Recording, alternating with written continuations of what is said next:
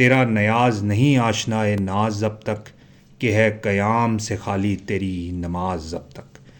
ناز و نیاز اردو اور فارسی شاعری کی مشترکہ اصطلاحات ہیں، اور اقبال نے بھی ان کا کافی استعمال کیا ہے۔ آپ یہ سمجھ لیں کہ بنیادی طور پر نیاز عاشق کی ادا ہے اور ناز معشوق یا محبوب کی ادا ہے۔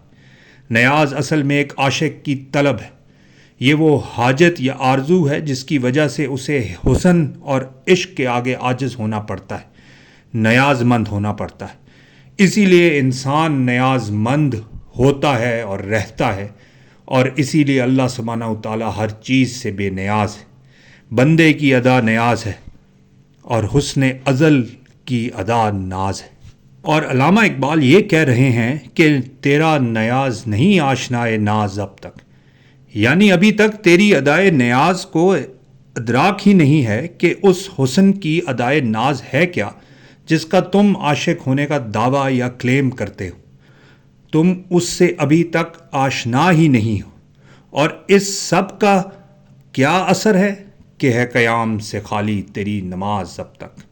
یہاں پر اقبال قیام اور نماز کی اصطلاحات تشبیہ کے طور پر استعمال کر رہا ہے کہ ابھی تک تمہاری نماز قیام سے خالی ہے، یعنی تمہاری زندگی ابھی تک ایک ایسی نماز کی مانند ہے جس میں قیام ہی نہیں ہے۔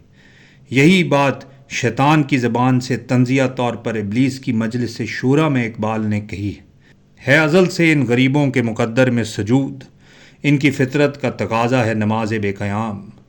آرزو اول تو پیدا ہو نہیں سکتی کہیں، ہو کہیں پیدا تو مر جاتی ہے یا رہتی ہے خام۔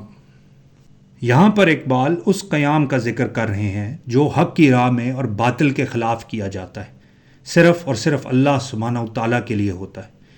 یہ وہ قیام ہے جو اللہ کے رسول صلی اللہ علیہ وآلہ وسلم نے قریش مکہ کے خلاف کیا، مکہ میں رہتے ہوئے بھی اور مدینہ ہجرت فرمانے کے بعد بھی، اور پھر اس کا اختتام فتح مکہ پر ہوا۔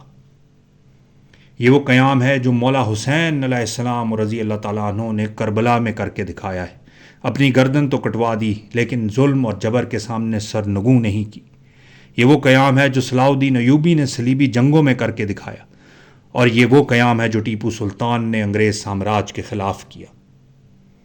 اقبال آپ کو یہاں یہ سمجھا رہے ہیں کہ کیونکہ آپ کی آنکھیں نیم باز ہیں اور وہ اس زندگی کو غلط طریقے سے دیکھ رہی ہیں، غلط نگر ہیں، غلط منظر آپ کو دکھا رہی ہیں، اسی لیے نہ تو آپ ناز و نیاز سے آشنا ہیں اور نہ ہی اپنے وجود کے راز سے، اور اسی لیے اس قیام سے دور دور تک آپ کا تعلق ہی نہیں ہے جو ایک مرد مومن کی پہچان ہے اور اس کے شایان شان ہے۔